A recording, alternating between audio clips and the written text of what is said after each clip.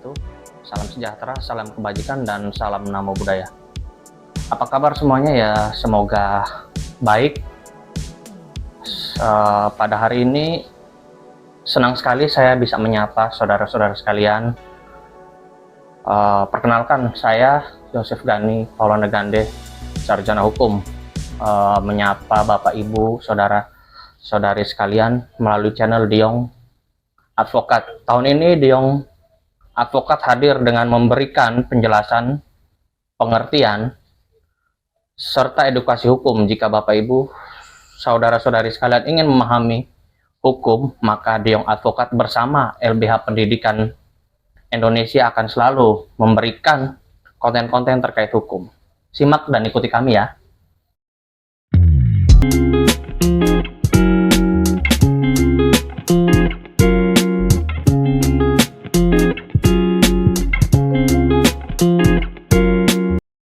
Saya ditemani oleh Direktur LBH Pendidikan Indonesia, yaitu Bang Kinta. Izin Bang, sebelumnya bisa perkenalkan dirinya di konten kita hari ini. Oke, terima kasih Bung Jose.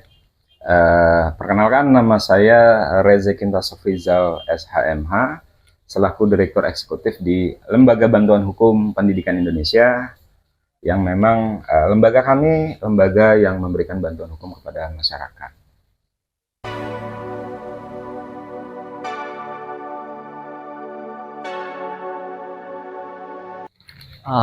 Baik Bang Kinta, hari ini kan tema kita pengertian bantuan hukum di Indonesia berserta dasar-dasar hukumnya ya Bang ya. Pada intinya bantuan hukum.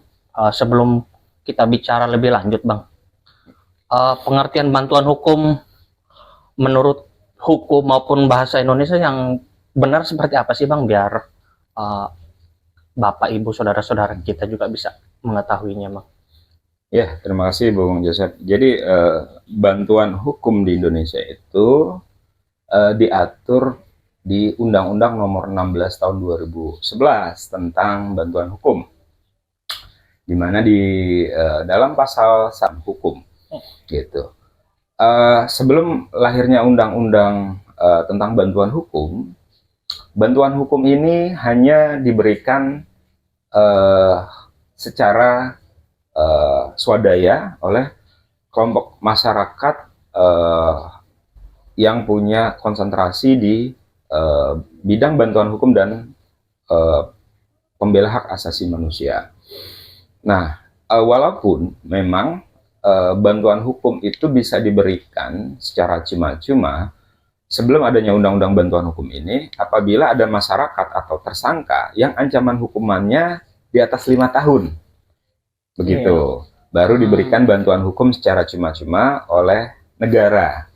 Gitu. Jadi ketika ada masyarakat yang sudah menjadi tersangka gitu, itu dan ataupun sebagai terdakwa nantinya ketika menjalankan proses peradilan gitu, itu akan diberikan bantuan hukum secara cuma-cuma berdasarkan penunjukan dari majelis hakim. Gitu. Oke, siap Bang. Berdasarkan pengertiannya tadi Abang sudah jelasin panjang lebarnya sampai ke dasar hukumnya nih Bang. Kira-kira yang dari Abang jelaskan tadi itu, siapa saja sih golongan masyarakat yang berhak mendapatkan bantuan hukum, seperti apa gitu Bang kira-kira? Ya, jadi memang kategori penerima bantuan hukum berdasarkan undang-undang tadi itu adalah masyarakat miskin. Gitu. Oh, berarti yang kaya nggak bisa dapat bantuan hukum nih Bang? Karena memang undang-undang bantuan hukum ini dibentuk gitu berdasarkan dukungan dari teman-teman human rights defenders gitu loh, pejuang hak asasi manusia dan juga pemberi bantuan hukum gitu loh, bahwa negara ini harus hadir dan dibuatkan regulasinya dalam bentuk undang-undang. Nah, kenapa itu harus dibuat gitu loh? Ya kalau misalkan untuk masyarakat miskin secara kemampuan ekonominya dia tidak ada gitu loh. Jadi ketika sedang berhadapan dengan hukum ya butuh perlindungan gitu. Sedangkan untuk masyarakat yang mampu itu kan dia punya akses ya untuk mencari pengacara gitu, dan dia punya kemampuan untuk membayar jasa hukum yang dilakukan oleh kantor pengacara tersebut gitu. Iya, baik Bang. Berarti untuk kalangan masyarakat yang tidak mampu lah ya Bang ya. Ya. Terus untuk bisa mendapatkan bantuan hukum itu dari masyarakat yang tidak mampu, kira-kira seperti apa? Bantuan hukum, ya masyarakat miskin itu bisa datang ke kantor kami. Kantor kami ya berada di Jalan Kampung Melayu Besar nomor 1D, gitu loh. Jadi masyarakat miskin yang ingin membutuhkan bantuan hukum dari kami ya bisa datang, lalu menyampaikan kasus posisi atau perkara yang sedang mereka hadapi, baik perkara pidana, perdata, tata usaha negara maupun perselisihan hubungan industrial, dengan catatan mereka miskin. Lalu mereka nanti akan diberikan formulir pengaduan kasus untuk diisi identitas mereka, gitu loh, termasuk menyampaikan ringkasan permasalahan yang mereka hadapi, gitu. Setelah mereka sudah mengisi formulir pengaduan kasus, gitu loh, nanti bisa dibawa juga sekalian bukti-bukti pendukung lainnya ya, seperti surat atau saksi-saksi misalkan memang ada, gitu loh. Nah, nanti itu untuk memperkuat bahan kami dari pemberi bantuan hukum kepada masyarakat miskin. Lalu nanti sesuai kebutuhannya, apakah masyarakat hanya sekedar konsultasi saja atau ingin didampingi secara proses hukumnya, baik di tingkat litigasi maupun non litigasi. Nah, kalau litigasi itu kan proses persidangan. Iya, gitu loh, iya, proses Bang. persidangan. Kalau non litigasi itu berarti di luar proses pengadilan ya, gitu loh. Misalkan ada mediasi, gitu loh, ada permasalahan hukum yang dihadapi oleh masyarakat, misalkan, gitu loh. Contohnya tenaga kerjaan, misalkan, gitu loh. Contohnya guru yang bekerja di sekolahan swasta, misalkan. Tiba-tiba dia kan dikontrak misalkan, Iya. tiba-tiba di tengah jalan sebelum kontraknya itu berakhir, itu di PHK secara sepihak, gitu. Nah itu kita bisa menempuh untuk langkah awalnya ya non litigasi terlebih dahulu, seperti itu. Itu contoh secara singkatnya ya Bang. Tadi Abang udah menjelaskan prosedur seperti apa sih supaya warga negara ini atau setiap golongan yang tidak mampu bisa dapat perlindungan hukum nih Bang. Terus Bang, yang melakukan pembelaan hukum terhadap orang yang melaporkan baik tindakan pidana atau perdata, itu kira-kira siapa Bang? Penegak hukumnya itu? Dia bisa langsung ke jaksa atau ke hakim, kira-kira seperti apa? Iya. Oke, kalau di kami di LBH Pendidikan Indonesia memang kami ada pengacara publik namanya. Jadi pengacara publik ini bagian dari Lembaga Bantuan Hukum Pendidikan Indonesia yang melakukan kerja-kerja advokasi atau pendampingan baik litigasi maupun non litigasi. Jadi tadi kalau misalkan masyarakat miskin membutuhkan bantuan hukum, gitu loh, dan sudah memberikan surat kuasa kepada kami, itu kan sebagai legal formilnya ya, sebagai legal standing bahwa kami dari Lembaga Bantuan Hukum Pendidikan Indonesia dipercayakan oleh masyarakat penerima bantuan hukum, gitu loh, sehingga memberikan kuasa kepada kami. Nah, nanti akan didampingi oleh pengacara publik di Lembaga Bantuan Hukum Pendidikan Indonesia.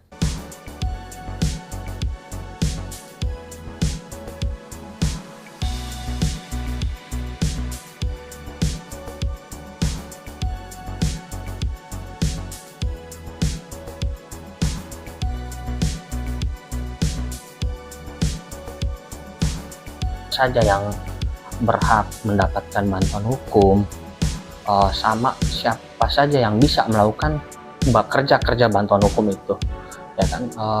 Masyarakat juga mungkin penasaran ini Bang, terkait apa sih dasar hukum atau payung hukumnya ketika mereka mendapatkan bantuan hukum Bang? Bisa Bang Kinta tolong jelaskan? Ya. Jadi kalau payung hukumnya seperti yang saya sampaikan tadi adalah Undang-Undang Nomor 16 Tahun 2011 tentang bantuan hukum. Eh, Undang-Undang bantuan hukum ini memang baru dibuat di tahun 2010 ya, gitu loh. Itu memang ada proses yang panjang, gitu loh. Jadi masyarakat yang membutuhkan bantuan hukum ini ada pegangan, gitu loh. Ada acuan, gitu loh, sebagai kewajiban negara, ya kan, untuk memenuhi hak mendasar setiap warga negaranya, ya kan. Di Undang-Undang Dasar 1945 sendiri kan setiap warga negara itu punya hak yang sama di hadapan hukum. Sehingga tidak ada disparitas ya, tidak ada perbedaan lagi, tidak ada diskriminasi antara si kaya dengan si miskin dalam proses penegakan hukum ataupun ketika masyarakat miskin itu sedang berhadapan dengan permasalahan hukum. Ya. Gitu. Nah, jadi kalaupun masyarakat membutuhkan bantuan hukum, oh iya nih sudah ada regulasinya nih, gitu loh. Nah, di sanalah negara hadir, gitu loh. Negara dalam hal ini Kementerian Hukum dan HAM, gitu loh, yang bekerja sama dengan para pemberi bantuan hukum, ya, atau lembaga bantuan hukum, ada pusat bantuan hukum dan sejenisnya, gitu, yang memberikan kerja-kerja bantuan hukum kepada masyarakat.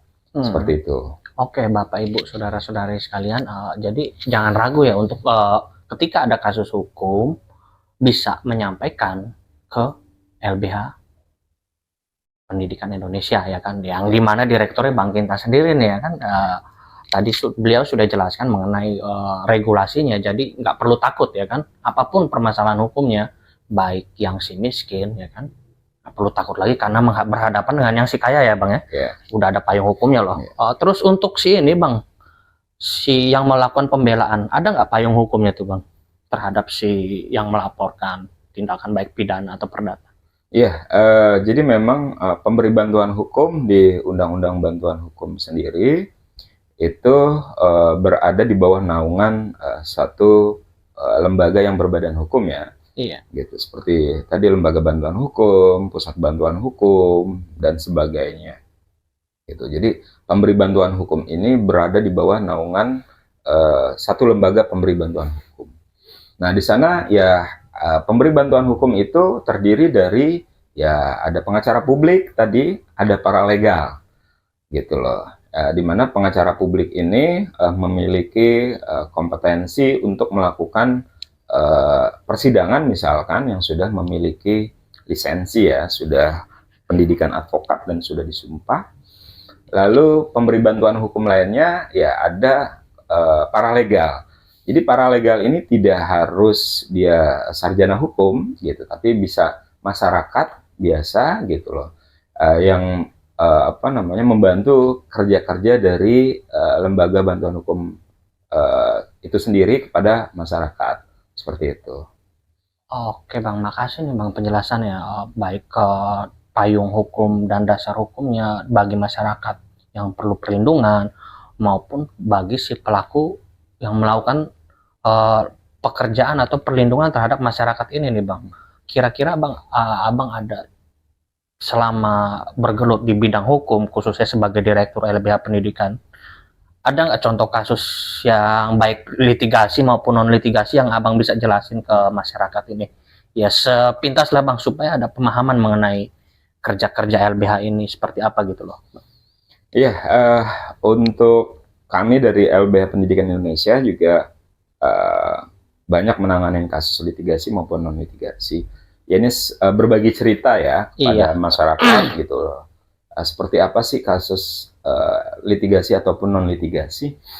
Kami dari LBH Pendidikan Indonesia juga pernah mendampingi satu masyarakat ya, orang tua siswa di DKI Jakarta ini, di mana anaknya mendapatkan KJP, Kartu Jakarta Pintar, gitu loh. Itu kasus non litigasi, di mana orang tua ini anaknya sebagai penerima Kartu Jakarta Pintar itu tidak diturunkan uangnya, gitu loh, kepada penerima KJP tersebut, gitu loh. Akhirnya kita melakukan pendampingan kepada masyarakat, gitu. Salah satu sekolah swasta gitu di Jakarta gitu loh.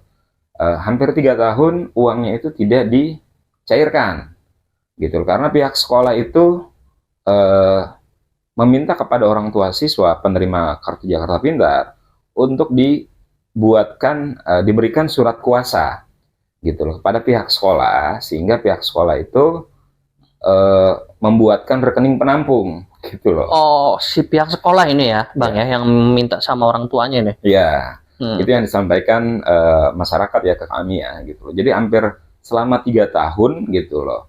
Karena ini sekolah swasta gitu, dari jumlah siswa itu 500, penerima kartu Jakarta Pintar itu 350 siswa.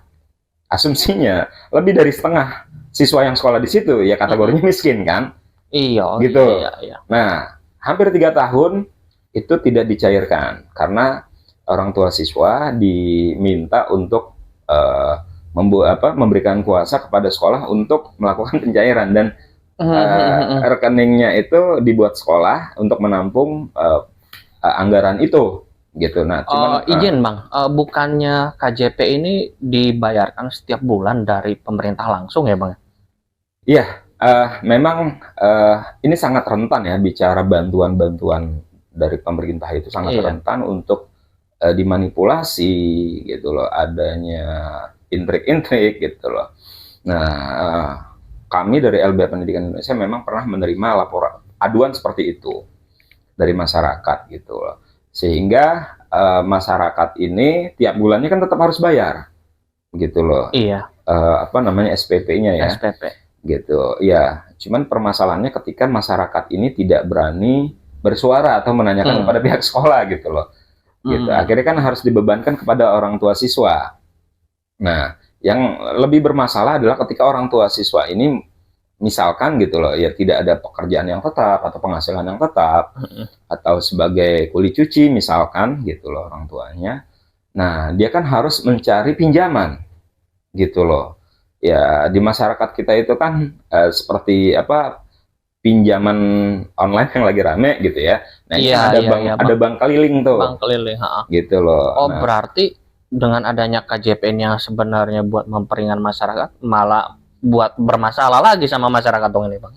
ya itu Ya gitu karena loh. oknum-oknum itu tadi ya. Oknum-oknum gitu loh. Ya memang perlu ada apa namanya, peran aktif juga dari masyarakat, khususnya orang tua siswa nih dan komite sekolah gitu loh, untuk dapat mengkritisi gitu loh, memantau proses belajar mengajar, termasuk anggaran-anggaran yang dianggarkan oleh pemerintah untuk biaya sekolah, operasional bantuan sekolah, dan operasional pendidikan seperti itu. Itu yang kasus non litigasi.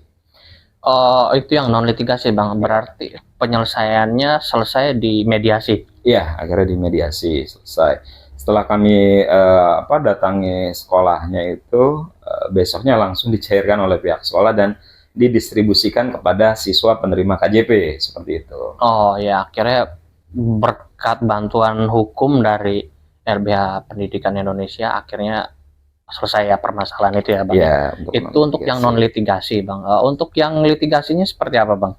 Kira-kira Abang bisa jelasin. Ya nggak perlu panjang kali lebar lah Bang ya. Ya sepintas saja gitu loh, supaya masyarakat bisa dapat pencerahannya sedikit.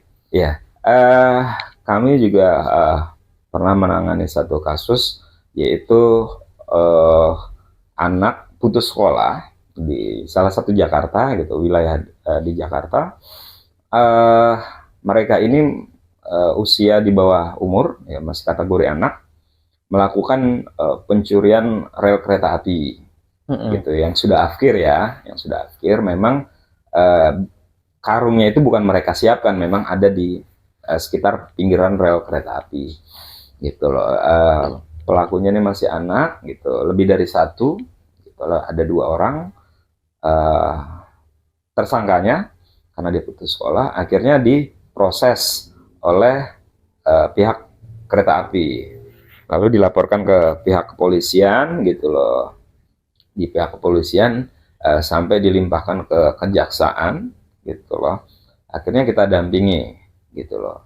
Itu untuk kasus yang litigasi sampai di pengadilan. Pengadilan. Oh iya, berarti sampai ingkrah itu Bang, putusan akhir. Ya, sampai putusan di pengadilan kita dampingi gitu loh, sehingga hak-hak mendasar tersangka yang notabene sebagai anak itu. Wah, itu menarik nih Bang. Mungkin untuk di podcast berikutnya kita akan berbicara mengenai perlindungan terhadap anak itu ya Bang ya. Oke, boleh.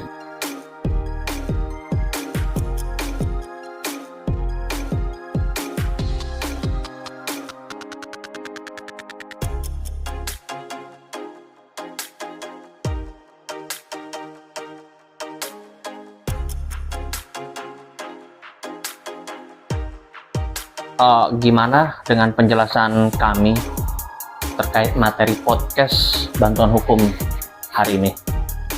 Semoga Bapak, Ibu, saudara-saudari bisa memahami. Dan kalau Bapak, Ibu, serta saudara-saudari ingin menanyakan atau ada saran, Bapak, Ibu, saudara-saudari bisa komen di kolom komentar atau ingin berkonsultasi secara langsung terkait permasalahan hukum, bisa hubungi kami di nomor 0812 8000 atau 0878 3891 4504. Kalau memang Bapak Ibu ada permasalahan hukum bisa langsung dihubungi seperti yang nomor saya sampaikan atau komunikasi di kolom komentar ya. Sebelum saya mengakhiri ini, ada beberapa bahasa adagium hukum atau istilah hukum. Culpae poena par esto. Hukum harus timpal dengan kejahatannya. Terima kasih Bang Kinta atas waktunya di hari ini. Sudah meluangkan waktu di podcast Diong Advokat. Sampai bertemu lagi di podcast selanjutnya. Dan sampai bertemu juga Bapak Ibu saudara-saudari di podcast kami selanjutnya. Assalamualaikum warahmatullahi wabarakatuh. Waalaikumsalam.